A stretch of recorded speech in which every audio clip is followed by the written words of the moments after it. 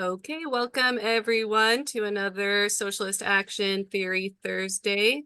This evening we'll be hearing from Federal Secretary Barry Weisleder on Leon Trotsky's piece on the United Front, which is a very interesting and timely piece for us. So I'm excited to get discussing about it. Take it away, Barry, please. Yeah, thanks, Flo, and good evening, comrades from coast to almost to the other coast. Um, I'm going to speak for about half an hour, and then look forward to questions and comments. Well, this is timely, as Flo said, because as the intensity of political activism rises, there's more and more opportunities for unity and action. So, what is the United Front? The United Front is a key element of revolutionary strategy. It is the answer revolutionaries give to the question, how should workers committed to the revolutionary overthrow of capitalism relate to those who believe that the system can be reformed and does not need to be overthrown? For most of the past century, the consciousness of most workers has been reformist rather than revolutionary. Organizations committed to reform rather than revolution have dominated the workers' movement. As a result, the need for the United Front has been posed repeatedly, but the precise form taken by the United Front varies. For Leon Trotsky, co-leader with Vladimir Ilyich Lenin of the Russian Revolution, the United Front could encompass a wide range of possibilities.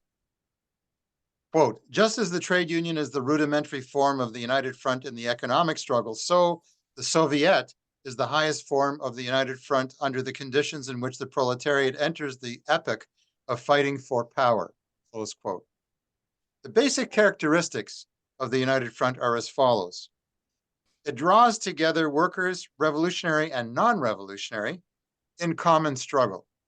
These struggles can range from the basic defense of workers' conditions under capitalism, a function of trade unions, to be sure, to the creation of a worker state from below, that is, through the emergence of workers' councils, or as the Russians called them, Soviets. It represents a set of demands acceptable to both revolutionaries and sections of the working class who are not yet revolutionary. The forces involved remained independent forces. Revolutionaries are able to pursue goals independent of the United Front and articulate their wider political vision. So the motto is, for the United Front, the motto is march separately, but strike together. So by marching separately, each contingent has its banners, its flags, its placards, its press. But strike together means that whatever differences we have, we agree on the thing that brings us together, and we strike together against the establishment seeking to accomplish what we agree motivates us to work together. It is also, the United Front is also a site of struggle. Within the United Front, reformist and revolutionary currents can argue about strategy and tactics. Indeed, there will always be a battle of ideas and debate over strategy and tactics within the United Front. So, respect for the right of different contributing tendencies to speak is very important. In addition, the superior ideas and methods of struggle put forward by revolutionaries should allow them to win some of the reformist workers involved in the United Front to revolutionary politics. That's what we strive to do. The clearest theory of the United Front was developed by the generation of Marxists, including Trotsky, Lenin, and Antonio Gramsci, who took part in the revolutionary upsurge that followed the First World War. This was a period in which mass revolutionary organizations had to operate alongside mass reformist organizations. After the initial upsurge of struggle ended in the early 1920s, revolutionaries were forced to deal with a period of defensive struggles. Because the working class was on the defensive, the question of working class unity, and hence of the United Front, was posed very, very sharply. Trotsky justified the United Front strategy by quoting Karl Marx and Frederick Engels in the Communist Manifesto. And I quote, "The communists do not form a separate party opposed to other working class parties. They have no interests separate and apart from those of the proletariat as a whole. The communists are, on the one hand, practically the most advanced and resolute section of the working class parties of every country, that section which pushes forward all others. On the other hand, theoretically, they have over the great mass of the proletariat the advantage of clearly understanding the line of march, conditions, and the ultimate general results of the proletarian movement, close quote. So obviously, when Marx writes in the manifesto, we don't form a separate party opposed to other working class parties. It means we're opposed to the boss parties. We're opposed to the capitalist state. We don't form just to oppose other workers' parties. Of course, we have our differences, and we'll debate those, hopefully in a comradely way. But we're not opposed to the other parties of the workers' movement the way we are opposed to the class enemy. Now, Russia in 1917 did not have the kind of mass reformist parties that were developing in Germany, Britain, and elsewhere. However, reformist consciousness remained dominant in the working class. Any working class compelled to sell its labor party, which is ruled in the workplace by bosses and managers, will contain a mixture of ideas. Some ideas based on struggle and solidarity, and some ideas based on resignation and acceptance of ruling class ideas. Because the specific experiences of individual workers differ, the consciousness of the class will be quite uneven. Lenin's concept of the party is the beginning of the solution to this problem. It draws together the workers with the most advanced ideas.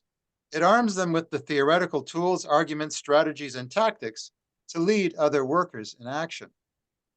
The Leninist Party is the brain of the working class. The United Front is the other crucial element of the solution. It was in the struggle against General Kornilov's coup, the coup attempt by the Tsarist general in the summer of 1917, that the Bolsheviks won over the bulk of Russian workers. The struggle to defend the conciliators, Alexander Kerensky, who headed the provisional government, had exposed the conciliators. This allowed the Bolsheviks eventually to win a majority in the Soviets. Remember, Soviets is the Russian word for workers' councils. Previously, these bodies had been dominated by the Mensheviks and social revolutionaries. But even at the height of the revolution, the October insurrection, the United Front remained crucial. Remember, it was the Revolutionary Military Committee of the Soviets, councils, chaired by Trotsky, which organized the insurrection and handed power to the General Assembly of the Soviets. The Bolsheviks didn't take power. The Soviets took power through the Revolutionary Military Committee. The Third International, formed in March 1919 and known as the Comintern, Communist International, was the child of the 1917 revolution. It was formed as revolts that accompanied the end of the First World War convulsed much of Europe. Initially, it was made up of a handful of small parties, but a series of splits in reformist organizations meant that, quote, by early 1921, parties affiliated to the Comintern had the support of the majority of politically conscious European workers in 6 countries. I refer to France, Italy, Norway, Bulgaria, Yugoslavia, and Czechoslovakia, and of a substantial minority in others, Germany, Sweden, and Poland, close quote. Unfortunately, by this time, the revolutionary tide was ebbing.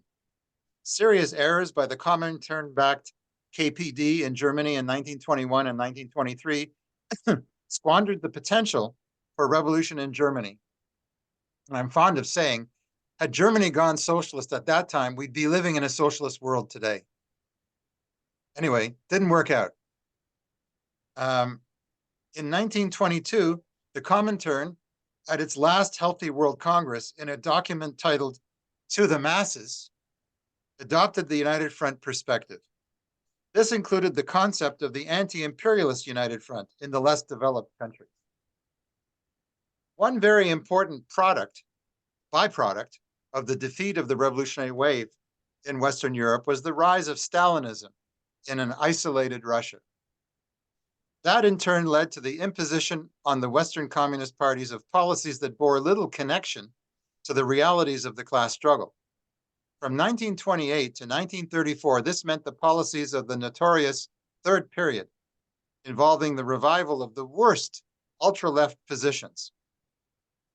The Comintern executive decreed in July 1929, and I quote, "In countries where there are strong social democratic parties, fascism assumes the particular form of social fascism," close quote.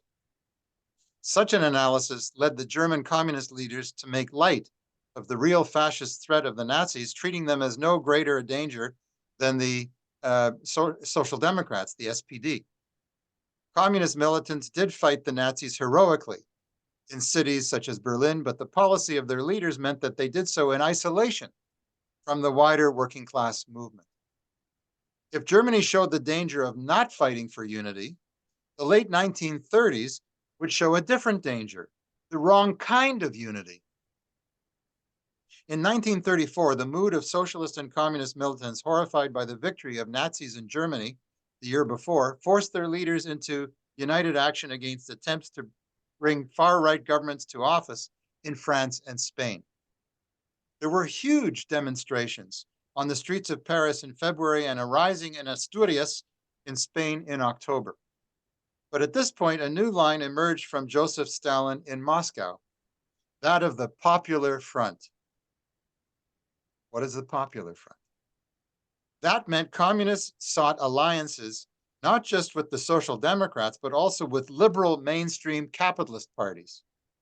Any notion of political struggle was subordinated to Moscow's foreign policy goal, formation of a military alliance with French imperialism, and they hoped with British imperialism as well.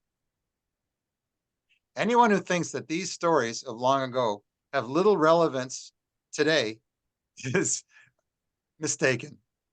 Popular Front politics, that is the subordination of workers' parties to the liberal bourgeoisie and to the capitalist state, are still alive.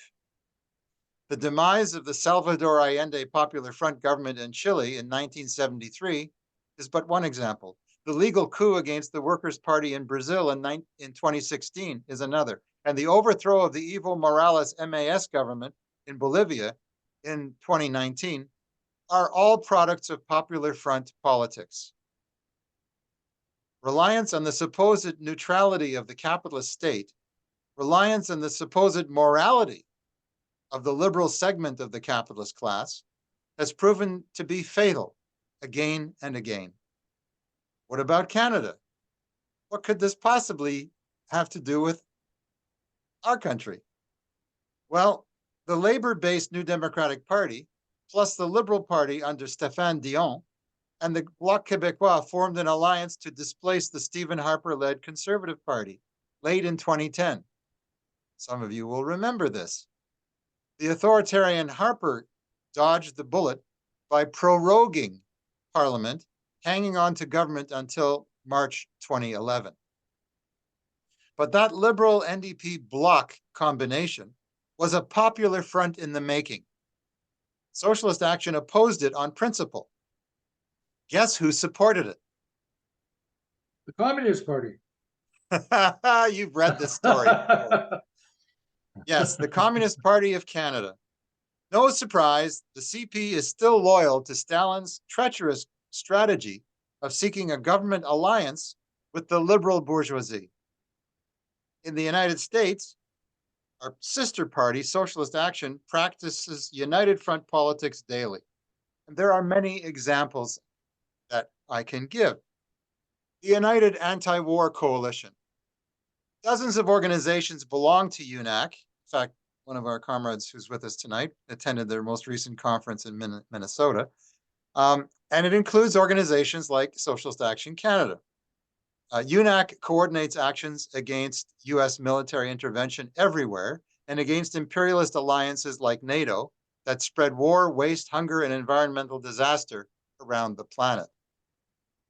The campaign to free Mumia Abu-Jamal, America's most famous political prisoner, is another example of the United Front in action.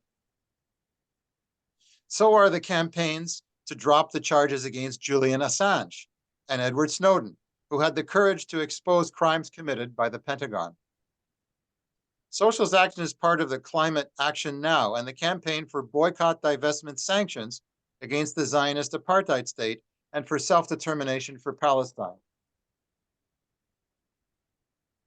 Another example of the United Front. So now I turn to the application of the United Front in Canada today. Prominent example is the NDP Socialist Caucus, which was founded in 1997 by Socialist Action, by left social democrats, libertarian socialists, and independent Marxists. The Socialist Caucus strives to push the NDP sharply to the left. Currently, it is campaigning for an NDP federal, for democracy in the federal NDP, because in the most recent federal convention, we had a mockery of democracy when they lifted the credentials of myself and 4 others who stood with the Palestinian students who walked into the hallway outside the convention to chant for an end to the genocide and the war in Gaza, in particular, across all of occupied Palestine. It was waging. Currently, we're demanding that the NDP fight for defunding of the military, disarming and disbanding the police, as well as nationalization under workers' control of big oil and gas, the giant banks, the auto industry, and big pharma. Okay, another example of the United Front is the Workers' Action Movement. Refounded in 2016 by Socialist Action with the participation of anarchists and independent leftists. There's an analogous organization in Vancouver, Vote Socialist Vancouver, and I'll let comrades from there talk about that. I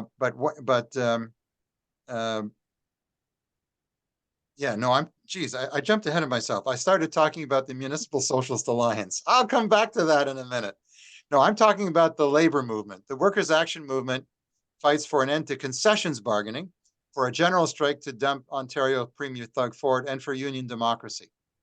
Okay, in November 2019, WAM candidates for the leadership of the Ontario Federation of Labor got up to 36% of the votes cast at an Ontario Federation of Labor convention, which is, I think, pretty darn good. An earlier United Front formation was the Toronto Venezuela Solidarity Coalition, which involved Socialist Action, the Communist Party for once, independent Latino activists and others. It hasn't been active locally in recent years, but it does defend the elected government of Nicolas Maduro against the imperialist intervention, which tried and failed to overthrow that government in recent years. The Canadian Coalition for BDS and Palestine Self-Determination, that involves Socialist Action, Independent Jewish Voices, Palestinians, religious pacifists, and independent leftists. And Socialist Action initiated way back a cross-country day of action for Palestine in May 2019 and held a similar action to oppose the annexation of the West Bank on June 27, 2020. Now, those demonstrations were in their hundreds, and I'm very proud of them, but nothing compared to what we're seeing today, with people mobilizing in their thousands in Canada and in their hundreds of thousands and millions elsewhere around the globe. We also participate in a body called the Canadian Network on Cuba. And that includes, and this is a broader front, the CP, Socialist Action, CPCML, the Communist League, and others. And the Canadian Network on Cuba was founded long ago, and Socialist Action finally joined it in 2018. But we joined it 4 years after the Communist Party first blocked our application for membership. But when the Cubans intervened and said, you know, these people have been supporting the Cuban Revolution since 1961, what's going on here? Then they dropped their objections. We joined. By the way, that body is having a convention in Toronto in June. It's a biennial convention. And then there's the Toronto May Day Coalition, Postal Workers Union, CUPE locals, an NDP, a member of parliament, and several NDP district associations, 2 or 3 Iranian workers' parties, and Socialist Action. And it once included Fight Back, but they quit when they lost control of the body. But that organization is organizing its 6th annual May Day rally and march, which is coming up on Saturday, May the 4th. If you're wondering why not on May 1st, it's because we'd get a very low turnout in the middle of the week, the work week. So we're having it on the weekend. Now I come to the Municipal Socialist Alliance, which I mentioned earlier, out of turn. And that's a coalition of diverse elements initiated by Socialist Action. And there's an analogous organization in Vancouver. And the MSA ran a team of 10 candidates in 2022 in a range in Guelph, across the Toronto area and in Ottawa. We ran a candidate for mayor in a special by-election in 2023 in Toronto. Socialist Action is, I think you can tell, by far the party most committed to advancing the United Front in theory and in practice. Why? Why are we so committed to this? Two reasons. One, because unity in the struggle of workers' organizations and the left offers the best hope for victory, both in the short run and the long run. We can accomplish more together. And two, Socialist Action is confident in our program, in our proposals for action. Only parties that lack political self-confidence have a problem with the United Front. Parties that are afraid of exposing their members to other political tendencies, and parties that refuse to perform the necessary hard exertions in organizing, as opposed to indulging in sterile polemics against their political opponents on the left. Only such parties reject the United Front. In short, Socialist Action is committed to the United Front approach because it is the road to the masses, and we are not afraid to win.